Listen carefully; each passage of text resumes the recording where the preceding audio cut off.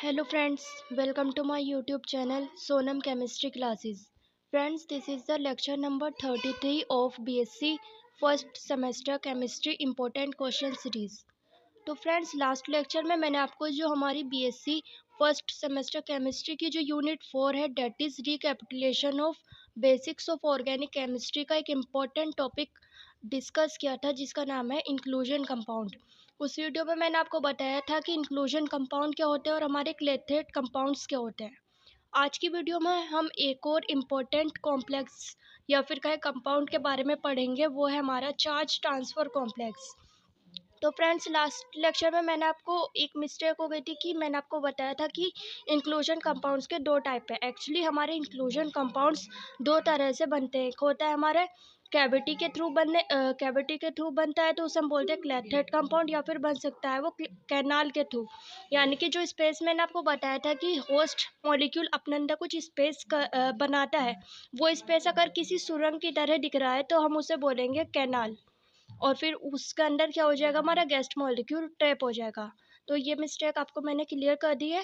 And आज की video में हम बात करेंगे चार्ज ट्रांसफ़र कॉम्प्लेक्सेस के बारे में।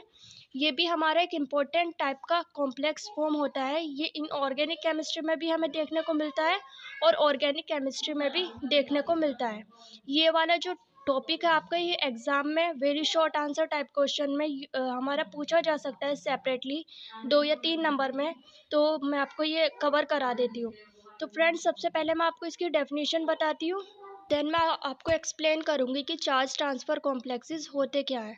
तो यहाँ पे डेफिनेशन लिखी है, charge transfer complexes exist in many types of molecules inorganic as well as organic. A charge transfer complex और सीटी कॉम्प्लेक्स भी बोल देते हैं हम इसे कभी कभी, और इलेक्ट्रॉन डोनर एक्सेप्टर कॉम्प्लेक्स। इसके तीन नाम से हमारा पूछा जा सकता है। तो हम बोल सकते हैं इसे चार्ज ट्रांसफ़र, या फिर सीटी कॉम्प्लेक्स, या फिर electron donor acceptor complex is an association of two और मोर मॉलिक्यूल्स। तो यहाँ पे हमारा क्या होता है कि यहाँ पे दो स्पीसीज पार्टिसिपेट करती है।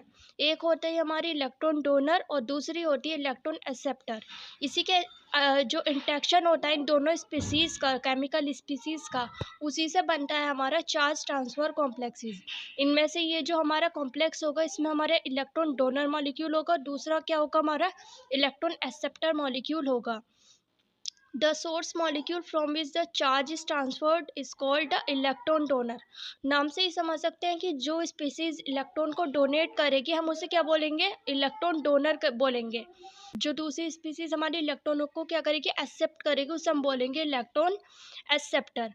The nature of the attraction in a charge transfer complex is not a stable chemical bond and is thus much weaker than covalent forces. तो ये जो फोर्स होता है बेसिकली, इसमें क्या होता है हमारा, ये फोर्स होता है हमारा इलेक्ट्रोस्टैटिक फोर्स। अभी हम एग्जांपल से समझेंगे कि एक्चुअली हो क्या रहा है। तो यहाँ पे क्या होगा हमारा, जैसे कि ये वाली स्पीसीज हम देख सकते हैं, ये है हमारी इलेक्ट्रॉन डोनर। इसमें ये क्या है हमारा, इसे हम बोलते हैं मेसिटाइलिन। यहाँ पे हमारे क्या होता है कि 1, 2, 1, 3 और 5 पोजीशन पे हमें क्या मिलते हैं, जो मैथिल ग्रुप है वो क्या हो रहे हैं, बेंजीन रिंग से जुड़े हुए हैं। और मैथिल ग्रुप हम जानते हैं, मैथिल ग्रुप क्या है हमारा, इलेक्ट्रॉन रिच स्पीसीज होती है। ये क्या करती है, इलेक्ट्रॉनों को डोनेट करती है जहाँ भी ये जाती है। जहाँ भी ये ग्रुप जुड़ा होता है, किसी रिंग से जुड़ा है, तो ये क्या करेगा, इलेक्ट्रॉन्स को डोनेट करेगा यहाँ पे। जैसे कि ये यहाँ डोनेट करेगा, तो ये क्या होती है, हमारे इलेक्ट्रॉन डोनर स्पीसीज होती है। और फिर यहाँ पे हम बात करें इस वाले की, तो इसमें ये है हमारा NO2।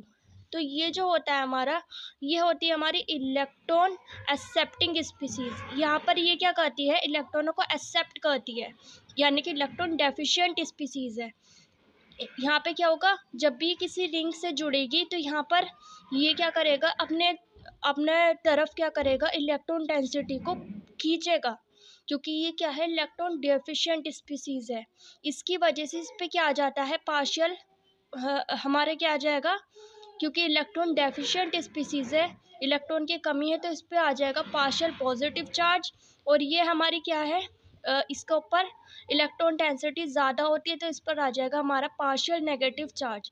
हम देख रहे हैं यहाँ पे कंप्लीट ट्रांसफ़र नहीं हो रहा है इलेक्ट्रॉन का। कभी कभार हमें देखने को मिलता है कि कंप्लीट ट्रांसफ़र ऑफ इलेक्ट्रॉन भी होता है, लेकिन जनरली हमें जो एग्जांपल मिलते हैं चार्ज ट्रांसफ़र कॉम्प्लेक्सेस के, उसमें यही देखने को मिलता है कि जो हमारी इलेक्ट्रॉन डोनर स्पीसीज़ है उस पर क्या होगा, पार्शियल नेगेटिव चार्ज होगा, और जो हमारी इलेक्ट्रॉन एक्सेप्टर स्पीसीज है उस पर पार्शियल पॉजिटिव चार्ज होगा, क्योंकि यहाँ पे क्या कर रहा है, कम्प्लीटली यहाँ पे इलेक्ट्रॉन डोनेट नहीं कर रहा, लेकिन इसके ऊपर पार्शियल नेगेटिव है और पार्शियल पॉजिटिव है।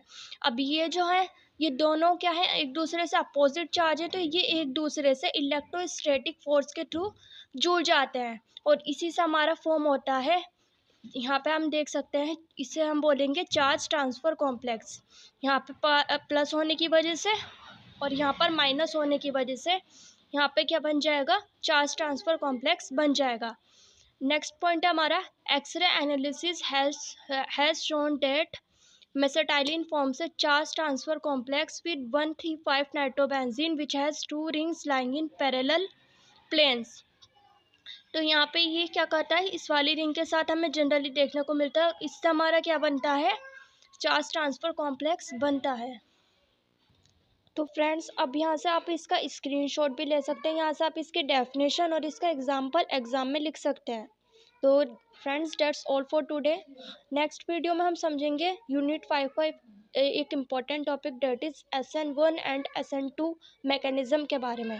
तो अगर आपको ये वीडियो पसंद आई है तो please like this video, share this video with your friends too, subscribe to my channel, and thanks for watching this video. Have a nice day.